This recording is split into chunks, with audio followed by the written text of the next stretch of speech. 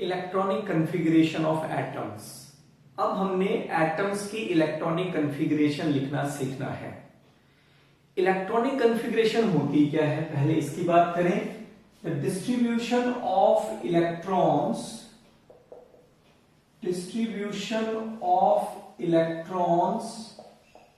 Into various shells, subshells and orbitals is called electronic configuration। अभी तक जो हमने छोटी क्लासेस में इलेक्ट्रॉनिक कॉन्फ़िगरेशन पढ़ी थी, that is according to the Bohr's rule 2m², वो इलेक्ट्रॉनिक कॉन्फ़िगरेशन थी distribution of electron into various shells. जैसे सोडियम की आप कॉन्फ़िगरेशन लिखते थे तो लिखते थे 281। इसी तरह से सपोज आप नाइट्रोजन की कॉन्फ़िगरेशन लिख रहे हैं तो लिखते थे 25। तो ये जो इलेक्ट्रॉन की डिस्ट्रीब्यूशन है ये इनटू वेरियस शेल्स है केवल, लेकिन अब हम यहां पर इनटू वेरियस सबशेल्स और वेरियस ऑर्बिटल्स में इलेक्ट्रॉन डिस्ट्रीब्यूशन सीखेंगे। इलेक्ट्रॉन डिस्ट्रीब्यूशन के लिए हमें उस एलिमेंट का एटॉमिक नंबर पता होना चाहिए, क्योंकि हमें पता है कि जो किसी एटम का एटॉमिक नंबर होता है उसमें उतने ही नंबर ऑफ इलेक्ट्रॉन्स होते हैं जिनको हमने डिस्ट्रीब्यूट करना है into various shells, subshells and orbitals. तो ये इलेक्ट्रॉनिक कॉन्फ़िगरेशन को देखते हैं कैसे लिखते हैं। उसके लिए हमें जो डिफरेंट सबशेल्स हैं उनके ऑर्बिटल्स का एनर्जी लेवल पता होना चाहिए कि किस ऑर्बिटल की एनर्जी किससे कम है और किससे ज्यादा है। ये हम अभी सीख चुके हैं। तो सबसे पहले हम हाइड्रोजन की बात करें। हाइड्रोजन एटॉमिक नंबर 1, यानी इसमें नंबर ऑफ इलेक्ट्रॉन 1 है। तो इसमें फर्स्ट जो ऑर्बिटल है हमारे पास वो क्या है, 1s होता है। फर्स्ट मेन शेल में एक सबशेल होता है s सबशेल, और s सबशेल का केवल एक ही ऑर्बिटल होता है और इसमें एक इलेक्ट्रॉन हमने फिल करना है, तो हमने ये फिल कर दिया। तो इसकी कॉन्फ़िगरेशन हो गई दिस वन। इस कॉन्फ़िगरेशन को हम nlx की फॉर्म में भी लिख सकते हैं, where n is the principal quantum number, कितना है 1 है। l is the azimuthal quantum number, कितना है s है। और x is the number of electron present in that subshell, वो कितने हो गए, इसमें 1 हो गए। तो कॉन्फ़िगरेशन इसकी हो गई 1s1। इसी तरह यदि मैं हीलियम की बात करूं, हीलियम का एटॉमिक नंबर 2 है, कॉन्फ़िगरेशन हो जाएगी 1s2 हो जाएगी। क्यों, क्योंकि 2s की जो एनर्जी है 1s से डिफरेंट होती है, ज्यादा होती है, इसलिए हाउ रूल के अकॉर्डिंगली जो सेकंड इलेक्ट्रॉन है वो इसी में आएगा। So the configuration becomes 1s2। इस तरह से भी लिख सकते हैं। यदि हम लिथियम की बात करें तो 1s के बाद आता है 2s।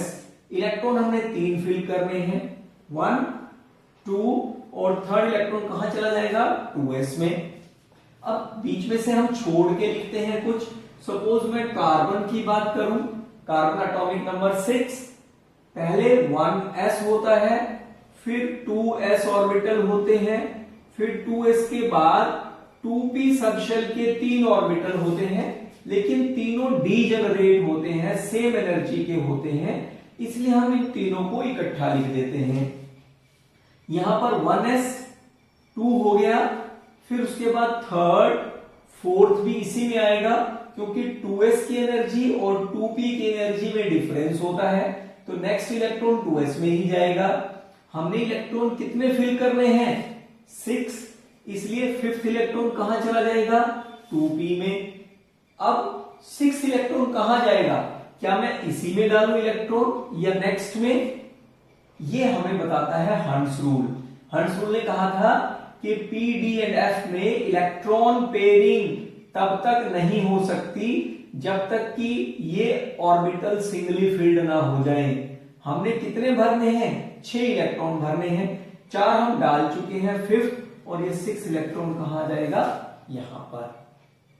इसी तरह से यदि मैं सपोज ऑक्सीजन की बात करूं, atomic number 8, configuration is 1s 2s 2s के बाद आ गया 2p 1s2 2s2 5 4 यहां तक हो गए 5 6 7 now they all are the singly filled. Now Hund's rule के अकॉर्डिंगली नाउ पेयरिंग स्टार्ट। अब 3s में नहीं जाएगा क्योंकि अभी एक ऑर्बिटल में मैक्सिमम 2 इलेक्ट्रॉन आ सकते हैं अकॉर्डिंग टू पॉलिश रूल। तो इसलिए नेक्स्ट जो इलेक्ट्रॉन जाएगा वो 2p में ही जाएगा, लेकिन पेयरिंग शुरू हो जाएगी। तो इस तरीके से ये इलेक्ट्रॉन हो गए 8, हमने 8 इलेक्ट्रॉन फिल करने थे, यानी 3s में इलेक्ट्रॉन यहां नहीं आएगा। अब इस कॉन्फ़िगरेशन को हम कैसे लिख सकते हैं? 1s2 2s2 and 2p4। तो इस टाइप से इस कॉन्फ़िगरेशन को हम NLX की फॉर्म में लिख सकते हैं। यदि मैं हीलियम की नियॉन की यदि मैं बात करूं, neon atomic number 10, configuration is 1s पहले आता है, फिर 2s और उसके बाद होते हैं 2p। 1s 2 2s 2 2p, यहां पे 4 हो गए, हमने 10 करने हैं, उसी तरह से काउंट करते जाइए 5 6 7 8 9 और 10, यानी ये कंप्लीटली फिल्ड हो गया हमारा ऑर्बिटल। और इसको हम कैसे लिख सकते हैं? 1s2 2s2 and 2p6। यहीं से वो बना था, जो बहुत कॉन्फ़िगरेशन है वो यहीं से बनी है। फर्स्ट मेन शेल में मैक्सिमम 2, सेकंड में मैक्सिमम 8 इलेक्ट्रॉन आ सकते हैं। और एलिमेंट ले लेते हैं। सपोज हम यदि सोडियम की बात करें, atomic number 11, 1s 2s 2p 2p के बाद 3s 11 फिल करने हैं, 1 2 3 4 5 6 7 डिजनरेट है 8 9 10 11 फिल करने हैं, तो 11 कहां चला जाएगा? 3s में चला जाएगा। अब इस कॉन्फ़िगरेशन को जब हम कॉन्फ़िगरेशन से रिलेटेड कुछ प्रॉब्लम सॉल्व करते हैं, इसको शॉर्ट में भी हम लिख सकते हैं। कैसे? ये जो इतनी कॉन्फ़िगरेशन है, this is the configuration of neon, that is the Nobel gas core. तो यदि इसको नोबल गैस कोर की फॉर्म में हमने लिखना है तो हम कैसे लिखेंगे? Neon 10 3s1। ये शॉर्ट कॉन्फ़िगरेशन हो जाएगी यदि हमें इससे रिलेटेड कुछ प्रॉब्लम सॉल्व करनी है जहां पर इसकी जरूरत पड़ती है, तो वहां हम इसको ऐसे भी रिप्रेजेंट कर सकते हैं। इसी तरह से सपोज हम सिलिकॉन की यदि बात करें, atomic number 14, 1s2 2s2 then 2p6 10 हो गए, देन 3s और उसके बाद होता है 3p 3s एंड 3p। इसको थोड़ा और क्लोज ले लेते हैं, ये 3p हो गए, यहां तक 10 हो गया, 11 12 13 एंड 14। तो ये हमारी सिलिकॉन की कॉन्फ़िगरेशन आ जाएगी। इसी तरह से यदि हम आगे चले और सपोज हम सल्फर की ले लेते हैं 16, या सल्फर से भी आगे चले और क्लोरीन ले लेते हैं, जो बहुत यूज होती है कॉन्फ़िगरेशन हैलोजेंस में। 1s 2s 2p 3s 3p 17 electron fill करने हैं, 1 2 3 4 5 6 7 8 9 10 11 12 13 14 15 16 एंड 17। तो इस तरीके से ये कॉन्फ़िगरेशन हो जाएगी क्लोरीन की। क्लोरीन के बाद यदि हम और आगे चले, calcium atomic number 20, 1s 2s 2p 3s 3s के बाद 3p एंड 3p के बाद होता है 4s। तो ये 20 फिल करने हैं 2 3 4 5 6 7 8 9 10 11 12 13 14 15 16 17 18 19 एंड 20। तो यदि हम इसको शॉर्ट में लिखना हो तो यहां पर ये जो कॉन्फ़िगरेशन होती है इतनी नियॉन की होती है और नियॉन 10 होता है, और ये जो कॉन्फ़िगरेशन होती है वो ऑर्गन 18 होता है। तो इसलिए आप इसको ऐसे भी लिख सकते हैं with the help of noble gas core argon 18 4s2। एक तरीका ये भी इलेक्ट्रॉनिक कॉन्फ़िगरेशन लिखने का होता है। आइए अब बात करेंगे कुछ ऐसे एटम्स की कॉन्फ़िगरेशन की जिसमें डी सबशेल इन्वॉल्व होता है। सपोज हम यदि सेकेंडियम की बात करें, एटॉमिक नंबर 21, इसकी यदि हम कॉन्फ़िगरेशन लिखें, पहले 1s होता है, then 2s, then 2p, after then 3s, फिर हो गया 3p, then 4s and 4s के बाद होता है 3d। 21 इलेक्ट्रॉन है तो 1s2 2s2 2p6 हो गया, 3s2 हो गया, 3p6 हो गया, यहां तक कितने हो गए 18 इलेक्ट्रॉन्स हो गए, 19 20 और ये इलेक्ट्रॉन चला गया 3d1 में। इसी तरह से सेकेंडियम के बाद टाइटेनियम होता है, फिर वेनेडियम होता है, वेनेडियम एटॉमिक नंबर 23। यदि उसकी कॉन्फ़िगरेशन लिखें तो वो भी बिल्कुल ऐसे ही आएगी। ये 3p हो गया, 4s और ये हो गया 3d। तो यहां पर 1s2 2s2 and 2p6 3s2 3p6 and 4s2। 3 electron, यहां पर 21 थे, यहां पर 23 है, तो ये 21 22 एंड 23 डीजेनरेट ऑर्बिटल है, इसलिए इलेक्ट्रॉन पेयरिंग नहीं हो सकती, नेक्स्ट में शिफ्ट कर जाएगा। इसी तरीके से यदि अब हम क्रोमियम की कॉन्फ़िगरेशन लिखें तो क्रोमियम की configuration 1s2 2s2 then 2p6 then 3s2 then 3p6, ये 3p6 आ गया, देन 4s2 और हमने 4 इलेक्ट्रॉन भरने हैं डी में, तो ये 1 2 3 और 4। अब इसको यदि मैं शॉर्ट में लिखूं तो यहां तक ये आ गया मेरे पास argon 18 4s2 3d4। But actual configuration of chromium is argon 18 4s1 3d5।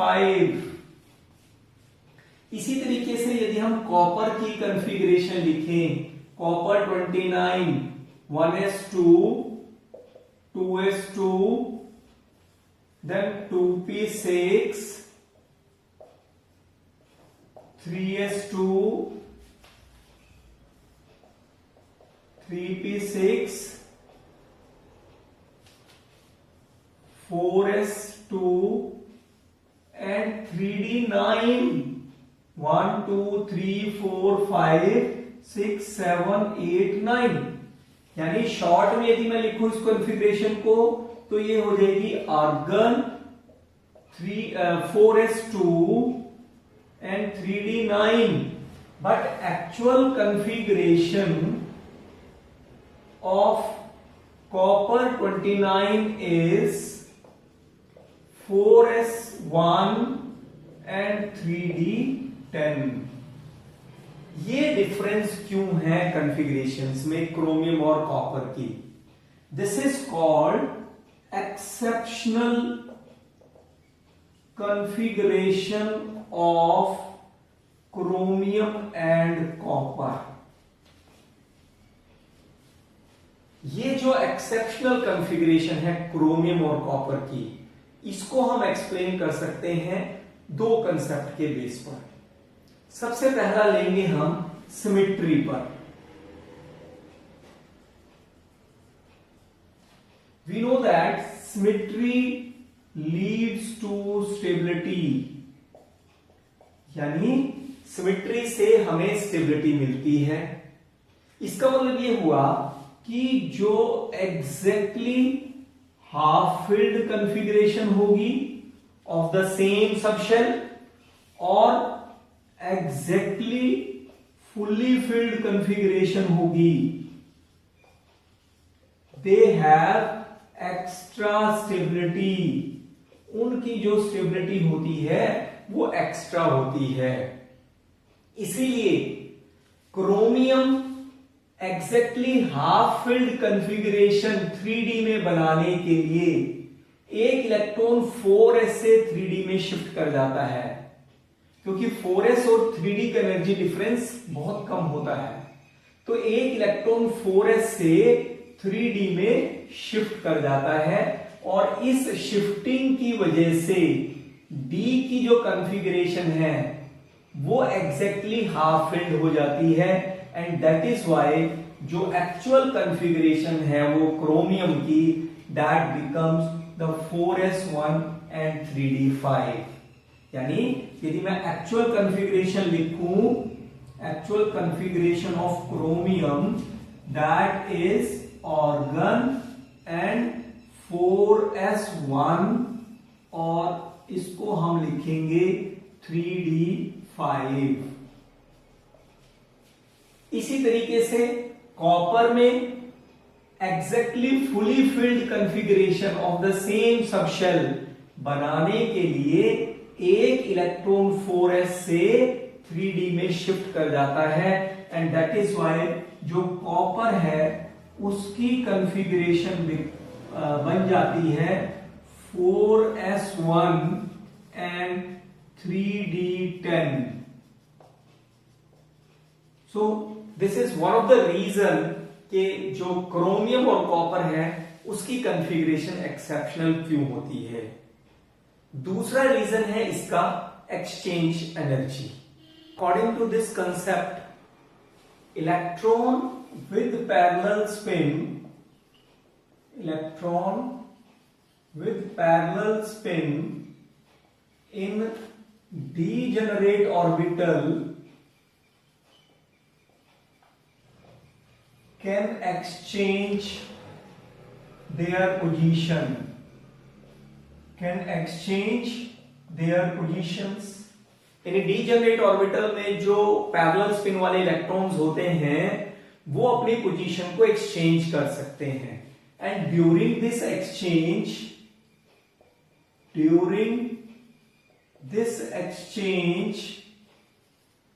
Energy released is called exchange energy. जो एनर्जी रिलीज होगी उसको हम एक्सचेंज एनर्जी कहते हैं। Greater the number of exchanges, जितने ज्यादा एक्सचेंजेस होंगे, higher the value of exchange energy, उतनी ही ज्यादा एनर्जी रिलीज होगी, and so higher is the stability. इसलिए उतनी ही ज्यादा उस कॉन्फ़िगरेशन की स्टेबिलिटी होगी। अब देखते हैं क्रोमियम का केस लेके कि जब कॉन्फ़िगरेशन उसकी 4s1 3d 4s2 3d4 है, कॉन्फ़िगरेशन क्या होनी चाहिए क्रोमियम की? जो एक्सपेक्टेड है that is 4s2 and 3d4, लेकिन एक्चुअल कॉन्फ़िगरेशन उसकी है ऑर्गन एंड 4s1 3d5। यानी एक केस में डीजेनरेट ऑर्बिटल में 4 इलेक्ट्रॉन है, दूसरे केस में डीजेनरेट ऑर्बिटल में 5 इलेक्ट्रॉन है। तो दोनों को कंपेयर करते हैं कि किसमें एक्सचेंज एनर्जी ज्यादा है। तो पहले D4 का केस ले लेते हैं, ये वाली कंफिग्रेशन D4। यहां पर हमने ये 3D ऑर्बिटल्स ड्रॉ किए हैं, 4 इलेक्ट्रॉन्स इसमें हैं। एक और केस ऐसा ही ले लेते हैं, ड्रॉ कर लेते हैं।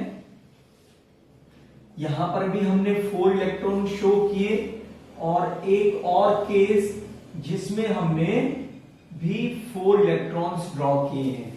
अब according to this concept, degenerate orbitals में जो पैरेलल स्पिन वाले इलेक्ट्रॉन होते हैं वो अपनी पोजीशन एक्सचेंज कर सकते हैं। अब ये इलेक्ट्रॉन इससे अपनी पोजीशन एक्सचेंज कर सकता है, इससे भी कर सकता है और इससे भी कर सकता है। तो टोटल एक्सचेंजेस हो गए 3। अब नेक्स्ट इस इलेक्ट्रॉन की यदि हम बात करें, ये इलेक्ट्रॉन इससे एक्सचेंज कर सकता है, परंतु ये वाला एक्सचेंज तो हम पहले कर चुके हैं, तो इसलिए हमने ये एक्सचेंज नहीं लेना है। ये इसके साथ एक्सचेंज करेगा, नया एक्सचेंज, और ये इसके साथ, तो 2 एक्सचेंजेस हो गए। इसी तरह से अब थर्ड इलेक्ट्रॉन की बात करें, जब ये इसके साथ एक्सचेंज करता है तो ये रिपीट हो रहा है, जब ये इसके साथ एक्सचेंज करता है तो ये रिपीट हो रहा है। तो इसलिए हमें आगे की तरफ बढ़ना है, पीछे नहीं आना है। तो यहां पर एक्सचेंजेस हो गए 1। तो टोटल एक्सचेंज कितना हो गया इस केस में, D4 कंफिग्रेशन में 3 + 2 + 1 दैट इज 6। परंतु जब हम D5 कंफिग्रेशन लेते हैं, D5 में भी हम ऐसे ही ड्रॉ कर लेते हैं। ये 5 इलेक्ट्रॉन आ गए, एक और हम इसी तरह से ड्रॉ कर लेते हैं 5 अनपेड इलेक्ट्रॉन के साथ। एक केस और ड्रॉ कर लेते हैं, और यहां पर हमें एक और की आवश्यकता पड़ेगी। 4 टाइम्स हम लोगों ने ये ड्रॉ किया है 5 इलेक्ट्रॉन के साथ। अब देखते हैं एक्सचेंजेस। ये इलेक्ट्रॉन इसके साथ एक्सचेंज कर सकता है, सेकंड के साथ, थर्ड के साथ, फोर्थ के साथ। तो टोटल एक्सचेंजेस हो गए इस इलेक्ट्रॉन के 4। अब सेकंड इलेक्ट्रॉन, याद रखिए पीछे नहीं आना है, आपने आगे बढ़ना है, क्योंकि वो रिपीटेड हो जाती हैं। एक एक्सचेंज, ये सेकंड एक्सचेंज, ये थर्ड एक्सचेंज, टोटल 3 एक्सचेंज हो गए। अब थर्ड इलेक्ट्रॉन को देखिए, 1 एक्सचेंज और ये 2 एक्सचेंज, 2 एक्सचेंजेस हो गए। और यदि फोर्थ इलेक्ट्रॉन की हम बात करें तो ये 1 एक्सचेंज देगा, यानी जो टोटल एक्सचेंजेस हो गए दैट इज 4 + 3 + 2 + 1 दैट इज 10। यानी यदि कंफिग्रेशन D5 है, यदि क्रोमियम की कंफिग्रेशन ये है, तो टोटल एक्सचेंजेस 10 है, यानी एक्सचेंज एनर्जी रिलीज्ड का अमाउंट ज्यादा होगा in comparison to the configuration D4। इसलिए ज्यादा एनर्जी रिलीज, ज्यादा स्टेबिलिटी। सो D5 कंफिग्रेशन जो क्रोमियम की होगी वो ज्यादा स्टेबल होती है। तो इस तरीके से हम लोग ये बता सकते हैं इन 2 कंसेप्ट के बेस पे कि क्रोमियम और कॉपर की कंफिग्रेशन एक्सेप्शनल क्यों होती है। यदि हमें कोई एलिमेंट दिया हो और हमें ये पता करना हो कि वो किस ग्रुप और किस पीरियड से बिलोंग करता है, तो उसके लिए हमें उसकी इलेक्ट्रॉनिक कंफिग्रेशन का पता होना चाहिए। सबसे पहले यदि मैं सपोज ऑक्सीजन की बात करूं, ऑक्सीजन एलिमेंट है, इसका हमें बताना है, इसकी कंफिग्रेशन है 1s2 2s2 एंड 2p। ये 4 हो गई इलेक्ट्रॉन, हमने 8 फिल करने हैं, तो 5 6 7 8। इसके लिए आप चाहे तो कंफिग्रेशन NLX वाली कंफिग्रेशन लिख सकते हैं, 1s2 2s2 एंड 2p4। यदि इलेक्ट्रॉन आपके जो लास्ट इलेक्ट्रॉन है, यदि वो p सबशेल में फॉल करता है, तो जितने लास्ट मेन शेल में टोटल इलेक्ट्रॉन होंगे, जितने लास्ट मेन शेल में टोटल इलेक्ट्रॉन होंगे, उसमें 10+ जब हम कर देंगे, so that will give the group number of that element. और पीरियड क्या होगा, जो लास्ट मेन शेल है, लास्ट मेन शेल कौन सा है, second main shell, so second इसका क्या हो जाएगा, पीरियड हो जाएगा, सेकंड पीरियड, और 16 ग्रुप से बिलोंग करता है यानी ऑक्सीजन। यदि सपोज हम सोडियम की बात करें, atomic number 11, configuration is 1s2 2s2 2p6 3s1। यदि लास्ट इलेक्ट्रॉन s सबशेल में फॉल करता है तो जितने इलेक्ट्रॉन होंगे उसमें वही उसका ग्रुप नंबर होगा। यानी यदि यहां 1 है तो ग्रुप नंबर कितना हो गया, ग्रुप नंबर इज 1। यदि यहां 2 होता तो ग्रुप नंबर हो जाता 2। और पीरियड कौन सा होगा, जो उसका लास्ट मेन शेल है, दैट इज 3। यदि मैं और बात करूं क्लोरीन की, atomic number 17, configuration is 1s2 2s2 2p6 3s2 3p5। यहां पर भी देखिए p शेल में इलेक्ट्रॉन फॉल कर रहा है, तो इसलिए लास्ट मेन शेल में जितने भी इलेक्ट्रॉन्स हैं उनमें 10 ऐड कर दीजिए, that will give the group number. और जो लास्ट मेन शेल है, last main shell that is 3, that will give the period of that element. लेकिन यदि कोई एटम, किसी एटम में जो लास्ट इलेक्ट्रॉन है वो डी सबशेल में फॉल कर रहा है, जैसे हम टाइटेनियम की यदि हम बात करें, titanium 22 1s2 2s2 2p6 3s2 3p6 then 4s2 3d2। ये देख लीजिए 2 and 8 10, 10 और 8 18, 20 and 22, ये कंफिग्रेशन हो गई। यदि लास्ट इलेक्ट्रॉन डी सबशेल में फॉल करता है तो सबसे पहले हम ग्रुप की बात करें, जो डी सबशेल के इलेक्ट्रॉन है प्लस जो लास्ट मेन शेल है यानी फोर्थ, उसके इलेक्ट्रॉन है, उनको आप जोड़ देंगे, that will give the group number. वो हमें क्या देगा, group number of the element देगा। और जो लास्ट मेन शेल है, लास्ट मेन शेल, वो हमें क्या देगा, that will give the period देगा। यानी ये फोर्थ पीरियड से बिलोंग करता है, this will belongs to the fourth period. इसी तरीके से यदि हमें सपोज कंफिगरेशन किसी की लिखनी है, सपोज आयरन की यदि हम बात करें, आयरन 26, लेकिन ये 2+ आयरन की कंफिगरेशन लिखनी है, तो सबसे पहले तो हमें आयरन की कंफिगरेशन पता होनी चाहिए। कैसे हो जाएगी, 1s2 2s2 2p6 3s2 and 3p6 4s2 and 3d6। 3d6 किसकी कंफिगरेशन है, आयरन एटम की। लेकिन मुझे क्या चाहिए, +2 कंफिगरेशन चाहिए। +2 का मतलब क्या है कि 2 इलेक्ट्रॉन हमने रिमूव करने हैं। यहां पर बहुत कंफ्यूजन होता है बच्चों में, वो उनके अकॉर्डिंगली जिस ऑर्डर में कंफिगरेशन हमने फिल की है उसी कंफिगरेशन में, उसी ऑर्डर में हमने इलेक्ट्रॉन रिमूव करने हैं। यानी यदि लास्ट 3d है तो वो 3d से 2 इलेक्ट्रॉन रिमूव कर देते हैं, जबकि ऐसा नहीं है।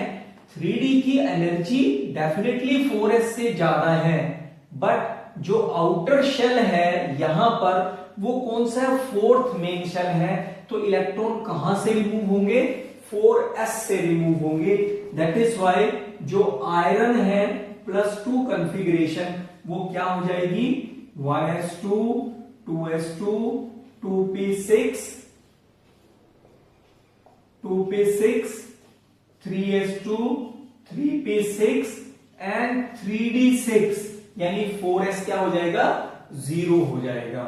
तो इस तरीके से जब भी हम कंफिगरेशन लिखें तो ये ध्यान रखना है, यदि हम आयनिक कंफिगरेशन लिख रहे हैं तो तो हमने उतने इलेक्ट्रॉन जो लास्ट मेन शेल होगा उससे रिमूव करने हैं। तो बच्चों ये था हमारा second lesson, that is structure of atom. Next time हम नेक्स्ट चैप्टर शुरू करेंगे। Thank you.